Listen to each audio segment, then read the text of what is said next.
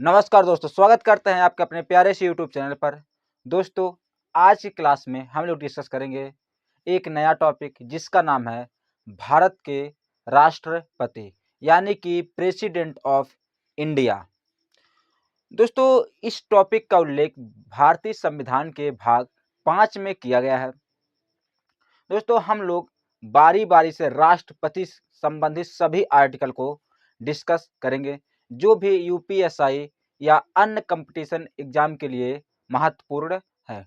साथ ही साथ हम लोग सुप्रीम कोर्ट के केस भी डिस्कस करेंगे, जो राष्ट्रपति के संबंध में फैसले सुनाए गए हैं, यानी कि जो राष्ट्रपति से संबंधित अनुच्छेद हैं, उन पर फैसले सुनाए गए हैं। तो वीडियो को अंत तक जरूर देखें। अगर वीडियो पसंद आए तो चैनल को सब्सक्राइब और वीडियो को लाइक करना ना भूलें। तो हम लोग शुरू करते हैं आज का अपना प्यारा सा टॉपिक, जिसका नाम है भारत के राष्ट्रपति। दोस्तों, राष्ट्रपति का उल्लेख जो है भारतीय संविधान के भाग 5 में किया गया है। पिछले क्लास में हम लोग भाग 4 के बारे में डिस्कस किए थे, जिसमें हम लोग मात्र 57 मिनट में पूरे भाग 4 को डिस्कस किया था, एकदम डिटेल में और पूरी तरीके से, और साथ ही साथ सुप्रीम कोर्ट का केस भी डिस्कस किए थे। अगर वो वीडियो नहीं देखे तो लिंक में पर क्लिक करके वीडियो देख सकते हैं। तो दोस्तों, अगर पूछ ले कि भारत के राष्ट्रपति का उल्लेख भारतीय संविधान के कौन से भाग में है, तो होगा भाग 5। दोस्तों, राष्ट्रपति का उल्लेख भारतीय संविधान के भाग 5 में किया गया है। राष्ट्रपति का पद ब्रिटेन के संविधान से लिया गया है। दोस्तों, जो राष्ट्रपति का पद है हम लोगों ने ब्रिटेन से लिया है। जिस प्रकार ब्रिटेन में कार्यपालिका का नाम मात्र,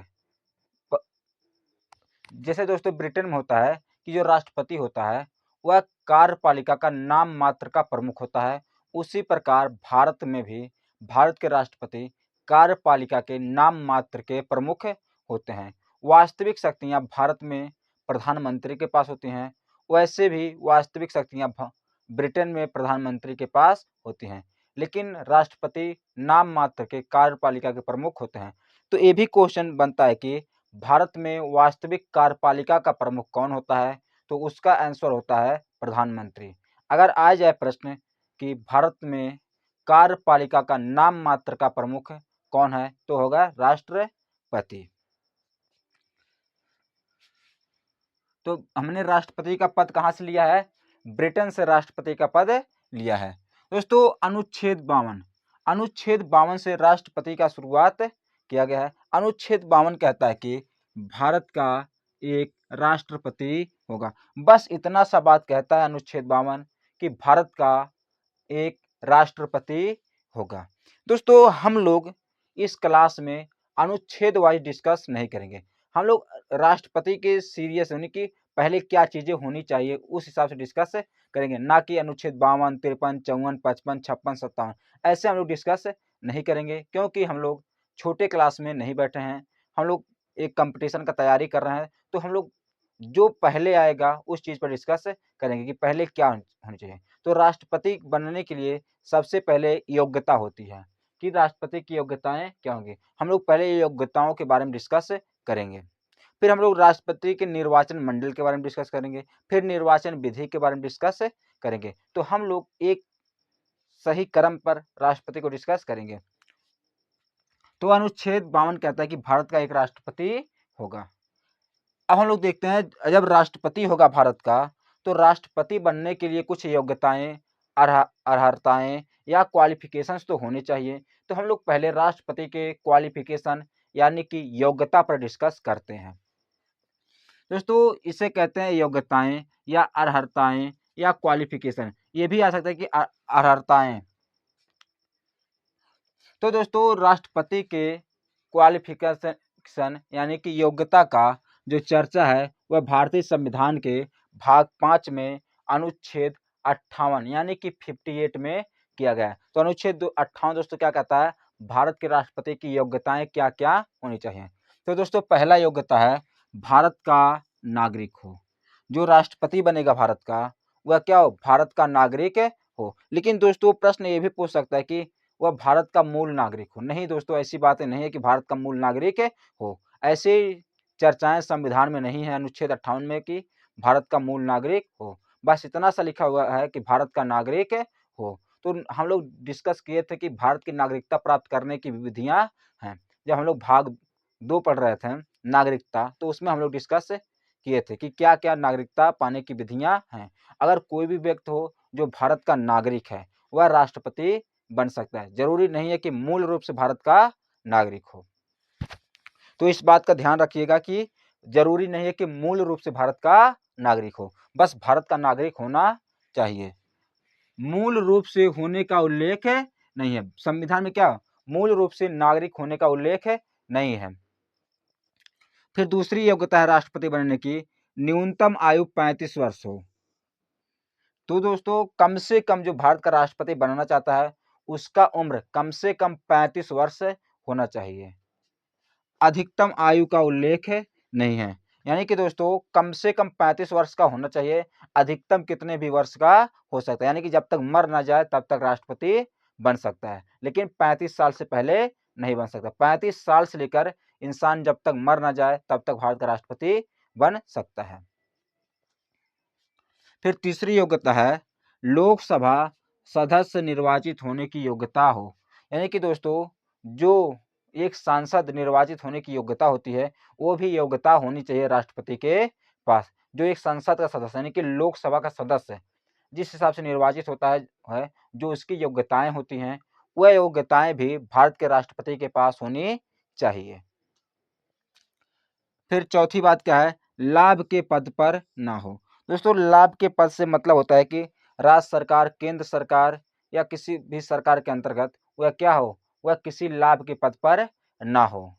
यानी कि सीधी सीधी मतलब बात है कि वह सरकारी नौकरी में ना हो या कोई किसी चीज का और पद पर ना हो, वह लाभ का पद होता है। लेकिन दोस्तों इसमें अगर सांसद है, विधायक है, मंत्री है या राष्ट्रपति है या उपराष्ट्रपति है या राज्यपाल है, ये सब जो पद होते हैं ये लाभ के पद नहीं होते हैं।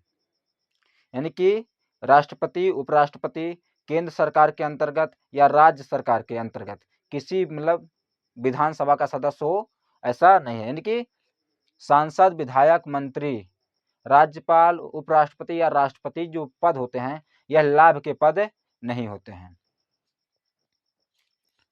दोस्तों एक केस था इसी मामले में, जया बच्चन बनाम भारत संघ 2002 के मामले का संबंध लाभ के पद से ही है। तो क्वेश्चन पूछ लेता है यूपीएसआई में, इसमें सुप्रीम कोर्ट के जो फैसले हैं यूपीएसआई में पूछे जाते हैं। तो ये भी क्वेश्चन बन सकता है कि जया बच्चन बनाम भारत संघ 2002 के मामले का संबंध किस चीज से है। तो दोस्तों वह है लाभ के पद से। तो ये क्वेश्चन बन सकता है। ये भी बन सकता है कि लाभ के पद से संबंधित कौन सा मामला है, तो उसमें ऑप्शन दिया रहेगा जया बच्चन। तो इस बात को भी ध्यान रखिएगा कि जया बच्चन बनाम भारत संघ 2002 के मामले का संबंध लाभ के पद से ही है।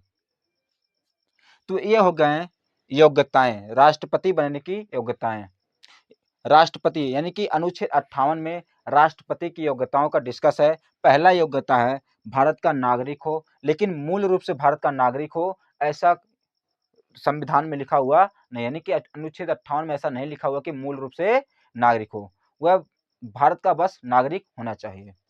फिर दूसरी योग्यता है न्यूनतम आयु 35 वर्ष हो, अधिकतम आयु का उल्लेख नहीं है। वह व्यक्ति कम से कम 35 वर्ष का होना चाहिए जो भारत का राष्ट्रपति बनना चाहता है, और अधिकतम आयु का उल्लेख नहीं है। जब तक मर ना जाए तब तक भारत का राष्ट्रपति बन सकता है। फिर इसकी तीसरी योग्यता थी लोकसभा का सदस्य निर्वाचित होने की योग्यता हो, यानी कि जो योग्यता एक सांसद को होती है, जो लोकसभा का सांसद होता है वो भी योग्यता होनी चाहिए राष्ट्रपति के पास। फिर क्या हो, लाभ के पद पर ना हो। लाभ का पद का सीधे से मतलब हो, समझ लीजिए कि सरकारी नौकरी पर ना हो, यानी कि सरकार के किसी भी पद पर ना हो। फिर और दोस्तों जो राष्ट्रपति, उपराष्ट्रपति, राज्यपाल, मंत्री, सांसद, विधायक ये सब जो पद होते हैं लाभ के पद नहीं होते हैं। जया बच्चन बनाम भारत संघ 2002 के मामले का संबंध लाभ के पद से ही है। ये था योग्यताएं राष्ट्रपति बनने की। अब राष्ट्रपति को कौन चुनेगा, यानी कि राष्ट्रपति का निर्वाचन मंडल क्या होगा, यानी कि उसको कौन कौन वोट देंगे।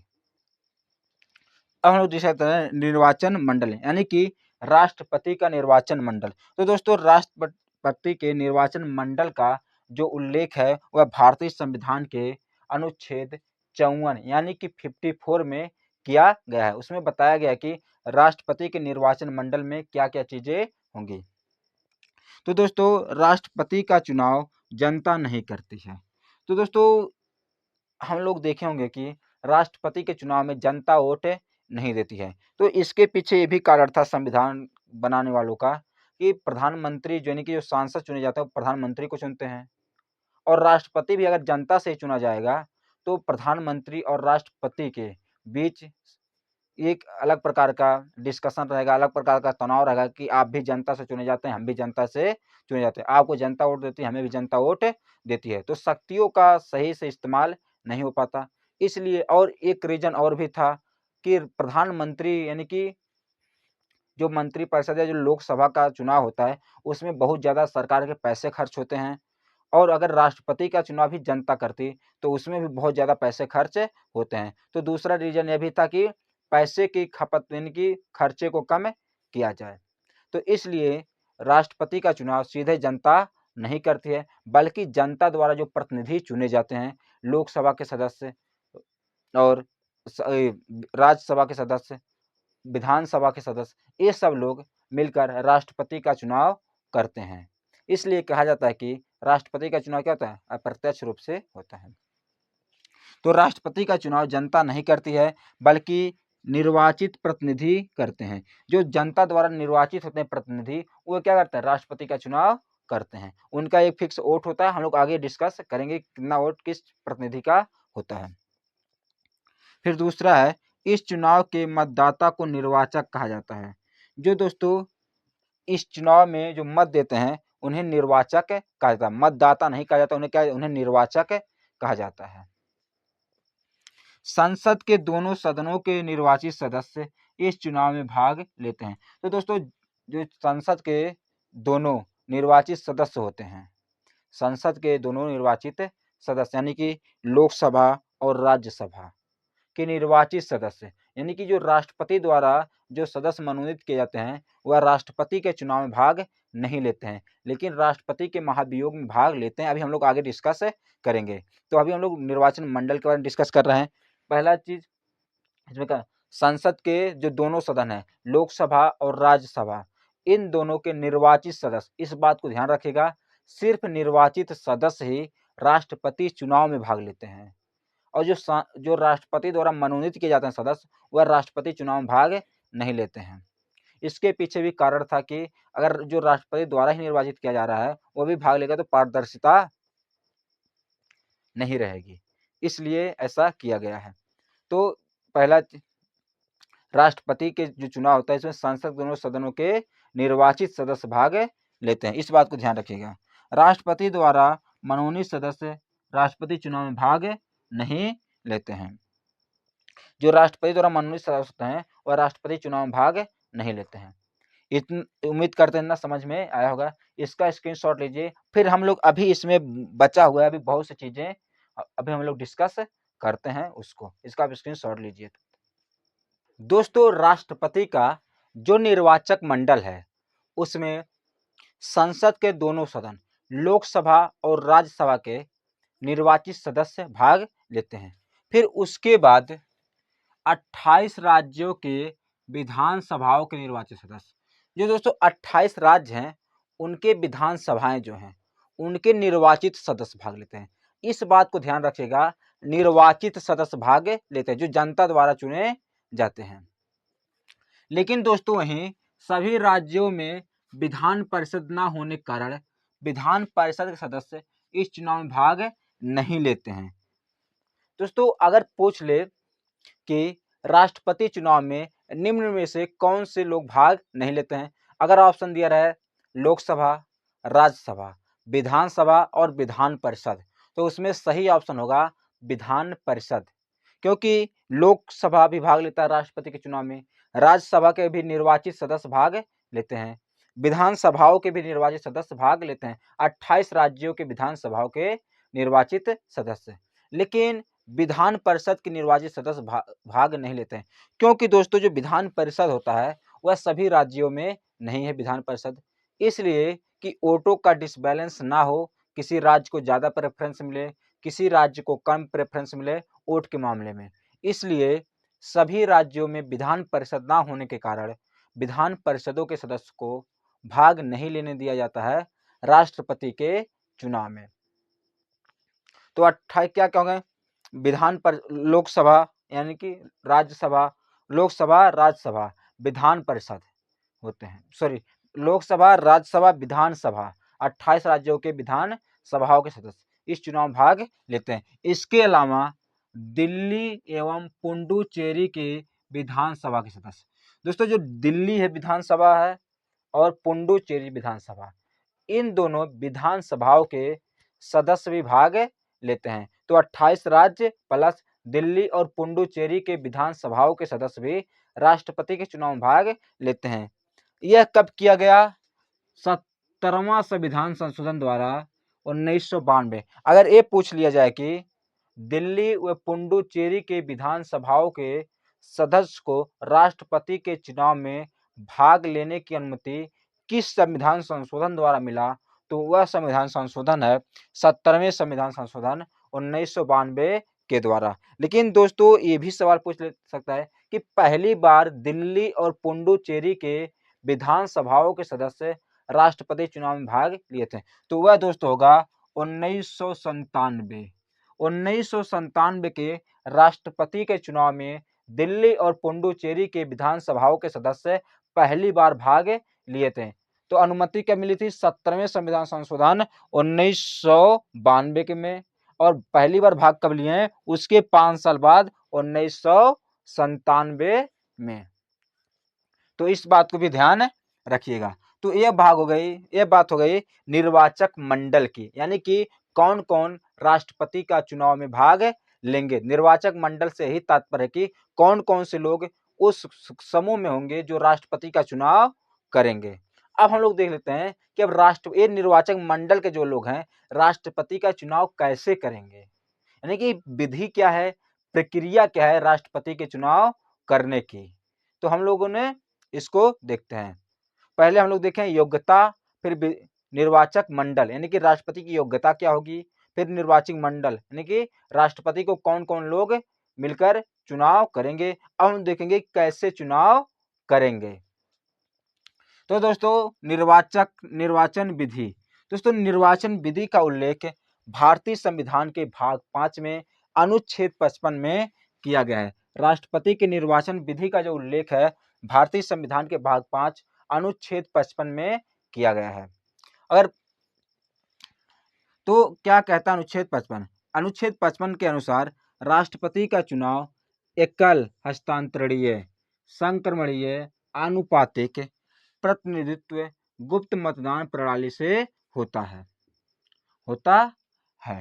दोस्तों एकल, हस्तांतरणीय, जिसे संक्रमणीय कहा जाता है, यह मतलब क्या होता है?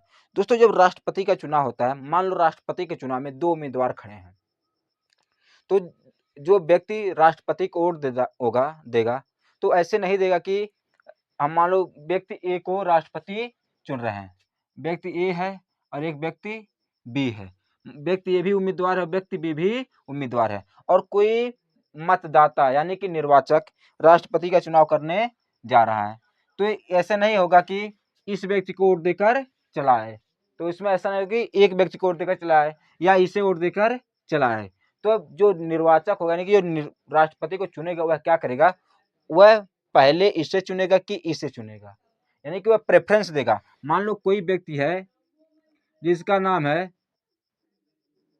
हरि क्या कर रहा है, अपना पहला प्रेफरेंस दे रहा है ए को, यानी कि यह चाह रहा है कि ए राष्ट्रपति बने। फिर क्या करेगा कि दूसरे नंबर पे इन्हें चुन रहा है, वोट दोनों को देगा, कोई भी अगर 3 लोग खड़े हैं तो वोट तीनों को देगा। जो हरि है अगर 3 लोग खड़े हैं तो वोट तीनों को देगा, लेकिन प्रेफरेंस करेगा कि पहला इसको लें कि इसको लें। मान लो कोई आ गया श्याम क्या कर रहा है, पहले इसे दे रहा वोट फिर इसे दे रहा है, श्याम। लेकिन ये भी जरूरी नहीं कि वोट सभी को दे। मान लो 3 लोग खड़े हैं तो ये क्या इसको तीसरा नंबर चुना, लेकिन ये इसको वोट नहीं दिया, तो यह कर सकता है कि किसी को वोट ना दे, लेकिन किसी को वोट देना पड़ेगा। लेकिन ये भी नहीं कर सकता कि पहले किसी को ना चुने, सीधे दूसरे को चुन ले। यानी कि मान लो कोई व्यक्ति है, इसका नाम मान लो आकाश मान लो, ये होगा ये व्यक्ति, ये क्या करा कि इसे ए उम्मीदवार नहीं पसंद है, लेकिन बी भी उतना उसको नहीं पसंद है और ना ही उतना उसको सी पसंद है। तो क्या किया कि दूसरा वोट इसे दे दिया और तीसरा वोट इसे, मतलब कि पहले दूसरे पर नंबर पर इसे रखा और तीसरे नंबर पर इसे रखा और पहले नंबर को छोड़ दिया। तो इसका वोट क्या होगा, इसका वोट हो जाएगा इनवैलिड, इसका वोट इनवैलिड हो जाएगा। पहला दूसरा प्रेफरेंस हमें नहीं, अगर दूसरा नहीं चुना है तो पहला प्रेफरेंस हमें चुनना ही पड़ेगा। अगर हम पहला प्रेफरेंस किसी को नहीं दे रहे हैं तो वोट क्या हो जाएगा, वोट इनवैलिड हो जाएगा। इसी को कहते हैं हस्तांतरणीय मतलब। और आनुपातिक क्या होता है, आनुपातिक का मतलब होता है दोस्तों एक अनुपात में वोट प्राप्त करना। ऐसा नहीं है कि मान लो कि 2000 वोट पड़े, 2000 वोट पड़े राष्ट्रपति के चुनाव में, तो ऐसा नहीं है कि 2000 में एक व्यक्ति 500 पा गया और एक व्यक्ति 800 पा गया और एक व्यक्ति पा गया वोट 700, एक व्यक्ति 500 पाया, एक व्यक्ति 800 पाया और एक व्यक्ति 700 पाया, तो 800 पाने वाला जीत गया। यहाँ दोस्तों 800 पाने वाला जीतेगा नहीं, यहाँ पर सबसे अधिक वोट पाने वाला नहीं जीतता है, यहाँ पर जीतता है अनुपातिक का मतलब होता है कि 2000 का बटा 2 प्लस 1 यानी कि 1001, यहाँ पर जो 1001 वोट पाएगा वही जीतेगा। लेकिन आप यह बात कहेंगे कि सर इसमें तो 1001 कोई वोट पा ही नहीं रहा है, तो क्या करेंगे। तो दोस्तों इसमें सबसे कम वोट कौन पाया, 500 वाला, सबसे कम वोट पाया 500 वाला। तो 500 वाला की अब इसमें देखें कि दूसरे नंबर पर कौन प्रेफरेंस है, 500 वाले का दूसरे नंबर पर जोड़कर इसमें वोट क्या कर दिया, ऐड कर दिया जाता है। लेकिन दोस्तों अभी तक केवल एक ही बार में हुआ बेबी गिरी के मामले में कि दूसरे राउंड का वोट गिना गया हो, लेकिन ऐसा होता नहीं है। तो इसमें दूसरे वाले का वोट जोड़ दिया जाता है, अगर तो जो तीसरा वाला उम्मीदवार होगा उसका वोट जोड़ दिया जाएगा। लेकिन इसमें दोस्तों 3 उम्मीदवार होते नहीं है, बहुत कम होते हैं, तो इसलिए 2 ही उम्मीदवार होते हैं और पहला और दूसरे प्रेफरेंस में लोग वोट में जीत जाते हैं। तो बीबी गिरी वाले मामले में पहला पहला वोट क्या सब लोग बराबर पाए थे, यानी कि उस समय 2 उम्मीदवार थे, ए और बी, तो ए भी फर्स्ट प्रेफरेंस आधा था और बी भी फर्स्ट प्रेफरेंस बराबर था। तो फिर दूसरा, अब देखें कि दूसरा प्रेफरेंस ज्यादा कौन है, तो उसमें दूसरा प्रेफरेंस पर ज्यादा नंबर थे बीबी गिरी जी, तो बीबी गिरी जी उसमें जीत जाते हैं। तो यह होता है आनुपातिक, यानी कि यह होता है हस्तांतरणीय विधि, वो वोटों को हस्तांतरित कर दिया जाता है अगर बुरा नहीं आ रहा तो। और अनुपातिक क्या होता है, आधे से एक ज्यादा, इसे कहते हैं अनुपातिक, यानी कि एक निश्चित कोटा प्राप्त करना होता है वोटों का राष्ट्रपति के चुनाव में। फिर क्या रहा, फिर कह रहा है प्रतिनिधि और गुप्त मतदान प्रणाली। गुप्त राष्ट्रपति का जो चुनाव का जो वोट होता है गुप्त होता है, इसमें आप बता नहीं सकते हैं कि हम किसे वोट दे रहे हैं। अगर आप ऐसा करते हैं तो आपका वोट रद्द कर दिया जाएगा। इसमें कोई बता नहीं सकता कि हम किसको वोट देंगे या किसको वोट हम दिए हैं। अगर ऐसा पता चलता है तो उसका मतदान यानी उसका वोट को रद्द कर दिया जाता है, इसे कहते हैं गुप्त मतदान। हस्तांतरणीय मतलब वोट का मतलब प्रेफरेंस कम आने पर वोट हस्तांतरित हो जाते हैं। आनुपातिक का मतलब होता है कि एक निश्चित कोटा में वोट प्राप्त करना होता है। और गुप्त का मतलब होता है प्रतिनिधित्व, यानी कि प्रतिनिधित्व करता है। और गुप्त मतदान होता है कि इसमें कोई किसी को वोट बताएगा नहीं। फिर आता है इस चुनाव में लोकसभा तथा राज्यसभा के महासचिव बारी बारी से पीठासीन अधिकारी के रूप में कार्य करते हैं। अगर पूछ ले कि राष्ट्रपति के चुनाव में पीठासीन अधिकारी कौन होता है, तो वह लोकसभा और राज्यसभा के जो महासचिव होते हैं वह बारी बारी से पीठासीन अधिकारी के रूप में कार्य करते हैं लोकसभा के चुनाव राष्ट्रपति के चुनाव में। फिर कह रहा है कि अनुच्छेद 324 के तहत राष्ट्रपति का चुनाव करवाने की जिम्मेदारी चुनाव आयोग की है। दोस्तों जब हम लोग चुनाव आयोग यानी कि निर्वाचन आयोग को पढ़ते हैं, चुनाव आयोग के बारे में, तो अनुच्छेद 324 पढ़ते हैं। अनुच्छेद 324 के तहत यह कहा गया है कि राष्ट्रपति का चुनाव करवाने की जो जिम्मेदारी है वह चुनाव आयोग का होगा। कह रहा है कि इस चुनाव में व्हिप जारी नहीं किया जा सकता है। दोस्तों, व्हिप का मतलब होता है कि जो राजनीतिक पार्टियां होती हैं अपने सदस्यों को एक व्हिप देती हैं। व्हिप कि एक व्हिप एक ऐसा आदेश होता है जिसका उल्लंघन करने पर राजनीतिक दल के जो सदस्य होते हैं उन्हें दल बदल माना जाता है। कि अगर व्हिप का उल्लंघन कोई करता है तो क्या उसे मान लीजिए कि क्या दल बदल है और उस पर दल बदल कानून लागू हो जाता है। तो लेकिन इस चुनाव में व्हिप जारी नहीं होता है।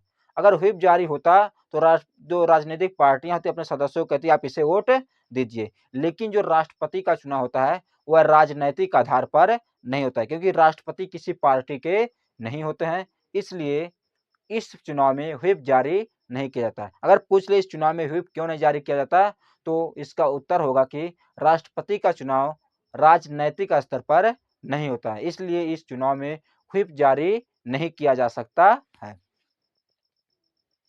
इस चुनाव में उम्मीदवार हेतु 50 प्रस्तावक तथा 50 अनुमोदक होते हैं। दोस्तों, प्रस्तावक और अनुमोदक यानी कि राष्ट्रपति के उम्मीदवार का जो राष्ट्रपति का उम्मीदवार बनना चाहता है उसे कम से कम उसके पास 50 प्रस्तावक और 50 अनुमोदक होने चाहिए।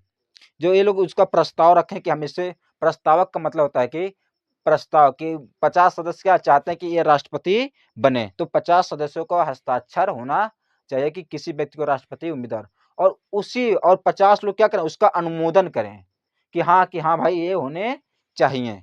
तो 50 सदस्य क्या होने चाहिए प्रस्तावक और 50 सदस्य अनुमोदक होने चाहिए। लेकिन वह 50 सदस्य अनुमोदक और प्रस्तावक जो हैं वह राष्ट्रपति के निर्वाचन मंडल से होने चाहिए। ऐसा नहीं कि किसी भी 50 व्यक्ति को पकड़ लाओ और कहो कि ये क्या हमारा समर्थन कर रहे हैं, हमें वोट दीजिए और हम राष्ट्रपति का चुनाव लड़ेंगे, ऐसा नहीं होगा। जो 50 प्रस्तावक और 50 अनुमोदक होंगे वह राष्ट्रपति के निर्वाचक मंडल से ही होंगे। लेकिन वर्तमान समय क्या यही है। और आजादी से के बाद जब चुनाव हुआ कब उसमें 10 प्रस्तावक और 10 अनुमोदक थे। अभी हम लोग डिस्कस करते हैं उस समय क्या था। तो 50 प्रस्तावक और 50 अनुमोदक होते हैं। अगर पूछ ले कि राष्ट्रपति के उम्मीदवार हेतु वर्तमान समय में कितने प्रस्तावक और कितने अनुमोदक होने चाहिए, तो 50 प्रस्तावक और 50 अनुमोदक होने चाहिए। 50 प्रस्तावक और अनुमोदक राष्ट्रपति के निर्वाचन मंडल से ही होना चाहिए। जो राष्ट्रपति का निर्वाचन मंडल है उसी से 50 प्रस्तावक और 50 अनुमोदक होने चाहिए। उम्मीद करते हैं इतना समझ में आया होगा। इसका आप स्क्रीनशॉट लीजिए, फिर हम लोग आगे बढ़ते हैं। दोस्तों, अभी हम लोगों ने डिस्कस किया कि वर्तमान समय में राष्ट्रपति उम्मीदवार हेतु 50 प्रस्तावक और 50 अनुमोदक की आवश्यकता होती है। लेकिन दोस्तों, जब पहली बार 1952 में राष्ट्रपति का चुनाव हुआ था तो उस समय एक प्रस्तावक तथा एक अनुमोदक होता था। तो अगर पूछ ले कि 1992 में पहली बार जब राष्ट्रपति का चुनाव हुआ था तो उस समय कितने प्रस्तावक और कितने अनुमोदक होते थे, तो एक प्रस्तावक और एक अनुमोदक होते थे पहली बार राष्ट्रपति के चुनाव में। फिर दोस्तों 1974 में 1974 में यह जो आंकड़ा है यह बढ़कर हो गया 10 प्रस्तावक और 10 अनुमोदक का। अगर पूछ ले कि 10 प्रस्तावक और 10 अनुमोदक कब हुए, तो वह होगा 1974। तो 1974 में दोस्तों 10 प्रस्तावक और 10 अनुमोदक कर दिया गया तथा 1997 में 50 प्रस्तावक और 50 अनुमोदक किया गया। 1997 से लेकर अभी तक राष्ट्रपति के चुनाव में 50 प्रस्तावक और 50 अनुमोदक होते हैं। तो पहली बार राष्ट्रपति के चुनाव में एक प्रस्तावक और एक अनुमोदक होते थे। फिर 1974 में 10 प्रस्तावक और 10 अनुमोदक, फिर 1997 में 50 प्रस्तावक और 50 अनुमोदक होते हैं 1997 से लेकर अब तक। दोस्तों, इस चुनाव में नोटा का विकल्प नहीं होता है। नोटा मतलब होता है नॉन ऑफ द एबव, यानी कि दोस्तों जो लोकसभा का चुनाव होता है और जो विधानसभा का चुनाव होता है उसमें एक रहता है नोटा। अगर आपको कोई उम्मीदवार पसंद नहीं है तो आप नोटा दबा सकते हैं, लेकिन इसमें राष्ट्रपति के चुनाव में नोटा का प्रावधान नहीं होता है। तो इस बात को याद रखिएगा कि राष्ट्रपति के चुनाव में नोटा का प्रावधान नहीं होता है। इस चुनाव में प्रत्येक निर्वाचक का मत मूल्य निकाला जाता है। दोस्तों जो वोट देते हैं सांसद विधायक यानी कि लोकसभा के सदस्य, राज्यसभा के सदस्य, विधानसभा के सदस्य, ये जो वोट देते हैं इनका एक मत मूल्य निकाला जाता है कि एक वोट का वैल्यू कितना वोट होगा। तो दोस्तों इसके निकालने का एक फार्मूला है, यानी कि अगर एक विधायक का मत मूल्य निकालना हो, अभी हम लोग सांसद का बात नहीं कर रहे हैं, अभी हम लोग बात कर रहे हैं विधायक, यानी कि एक विधानसभा के सदस्य का जो मत मूल्य है वह होता है, एक विधायक का मत मूल्य होता है उस राज्य की जनसंख्या, कि उस राज्य में जनसंख्या कितनी है, फिर उस राज्य में विधानसभा में कितने सदस्य हैं। मान लो किसी राज्य की जनसंख्या 1 करोड़ है और उस राज्य की विधानसभा में जो सदस्य हैं वह हैं 100। 1 करोड़ को हम क्या करेंगे 100 से भाग देंगे, फिर 1/1000 से मल्टीप्लाई कर देते हैं। जैसे मान लो क्या,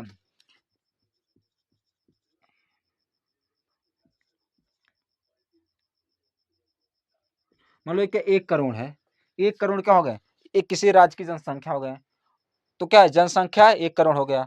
और उस राज्य के विधानसभा में, मान लो उस राज्य के विधानसभा में कुल 100 सदस्य हैं, कितने हैं 100 सदस्य, और फॉर्मूला 1/1000, तो 1010 3 जीरो इधर है, 1 2 3, सॉरी, तो 3 2 5 जीरो, एक, तो इसमें 5 जीरो 5 जीरो कट जाएगा। तो एक विधायक का जो मत मूल्य होगा वो आएगा 100।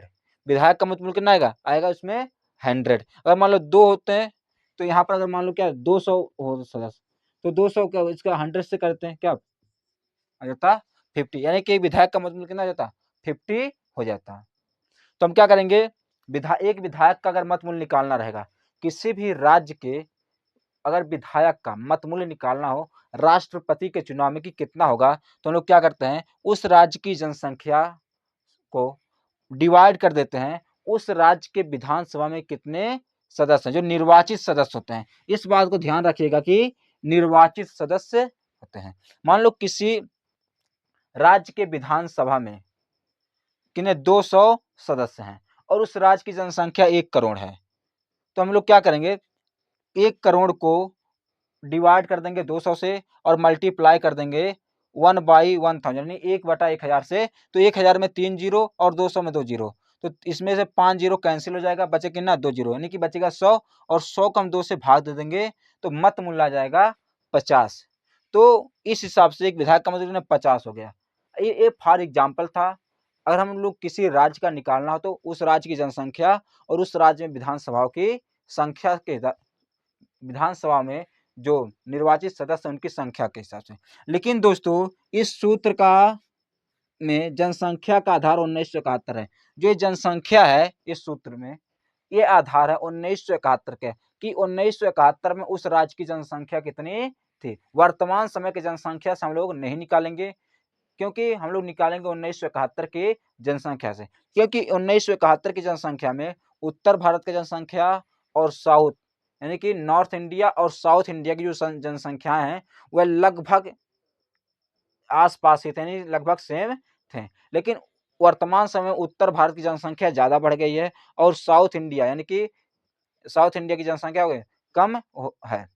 तो इस हिसाब से साउथ इंडिया के जो विधायक होते हैं उनका मत मूल्य कम आता और नॉर्थ इंडिया के विधायक का मत मूल्य ज़्यादा था। और नॉर्थ इंडिया के जो विधायक जिसे चुनते वह क्या राष्ट्रपति बन जाता। इसलिए जनसंख्या का आधार 1971 रखा गया है। लेकिन 1971 दोस्तों जो जनसंख्या का आधार है वह सिर्फ 2026 तक ही रहेगा।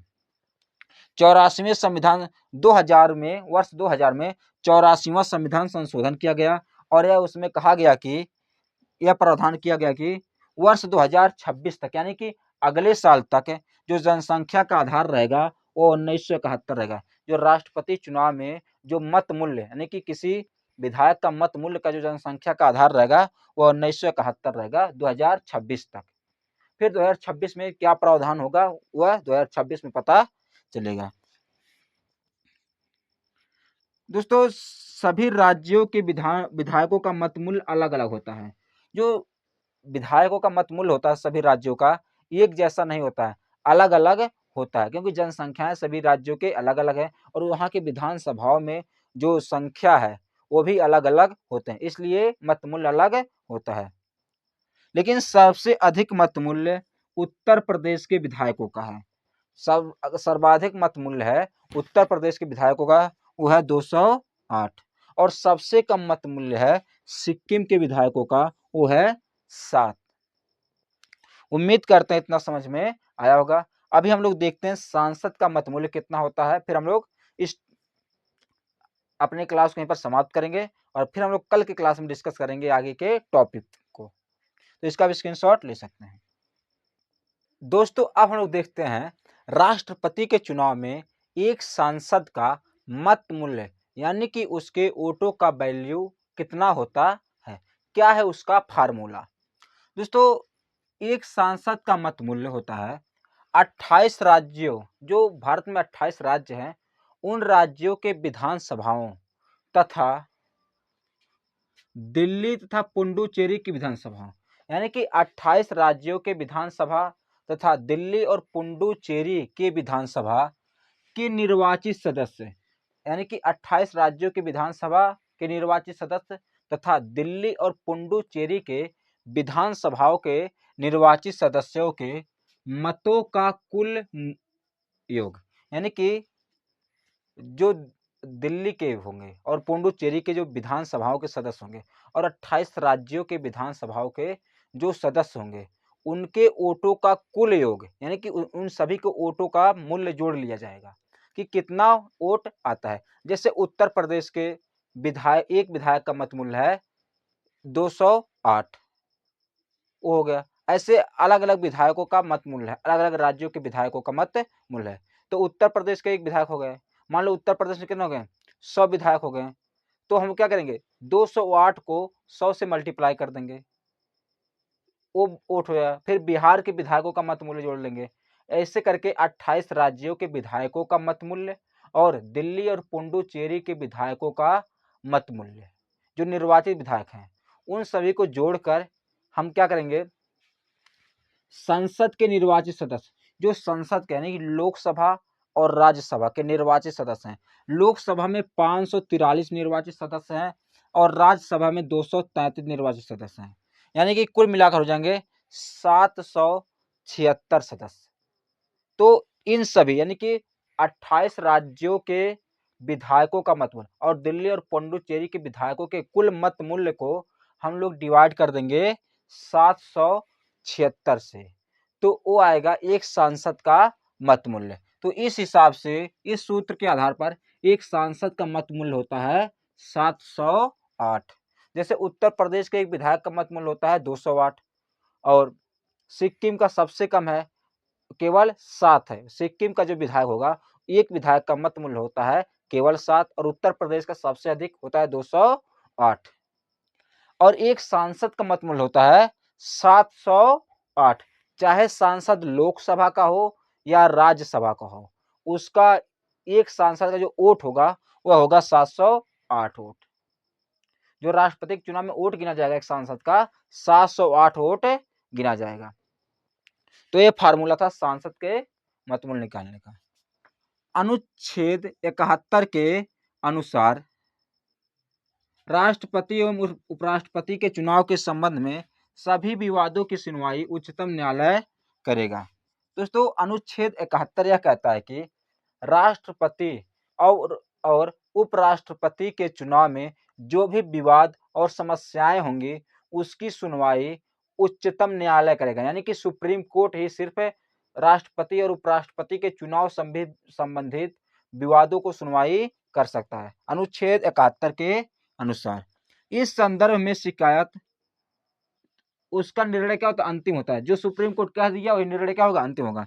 इस संदर्भ में शिकायत उम्मीदवार अथवा कम से कम 20 निर्वाचक कर सकते हैं। यानी कि दोस्तों, अगर शिकायत कोई करेगा, अगर मान लो कि किसी उम्मीदवार को लग रहा है कि इस चुनाव में क्या हुआ, घपला हुआ है, तो जो राष्ट्र उम्मीदवार है, मान लो एक जीतेगा और एक हारेगा। जो उम्मीदवार जिसको लग रहा है कि घपला हुआ है, हारने वालों को ही लगेगा घपला हुआ है, तो हारने वाला उम्मीदवार क्या करता है, सुप्रीम कोर्ट जाकर उसकी शिकायत कर सकता है। या तो कम से कम 20 निर्वाचक, यानी कि जो लोग 20 लोग वोट दिए हैं, वो लोग क्या चुनाव में जाकर राष्ट्रपति का जो चुनाव संबंधी विवाद है वहां पर क्या जाकर शिकायत कर सकते हैं सुप्रीम कोर्ट में। या तो उम्मीदवार करेगा या कम से कम 20 निर्वाचक। लेकिन शिकायत कब तक मान्य होगी, अगर रिजल्ट आने के केवल 30 दिन के अंदर। कि मान लो आज राष्ट्रपति का चुनाव का रिजल्ट आया, तो 30 दिन के अंदर ही शिकायत किया जा सकता है। अगर 30 दिन के बाद शिकायत किया जाएगा तो शिकायत मान्य नहीं होता है। तो दोस्तों, हम लोग यहाँ तक डिस्कस किए हैं राष्ट्रपति के निर्वाचन विधि तक। कल के क्लास में हम लोग इसके आगे डिस्कस करेंगे। अगर वीडियो पसंद आए तो वीडियो को लाइक और चैनल को सब्सक्राइब करना ना भूलें। बहुत बहुत धन्यवाद। जय हिंद, जय भारत। इसका आप स्क्रीनशॉट ले सकते हैं।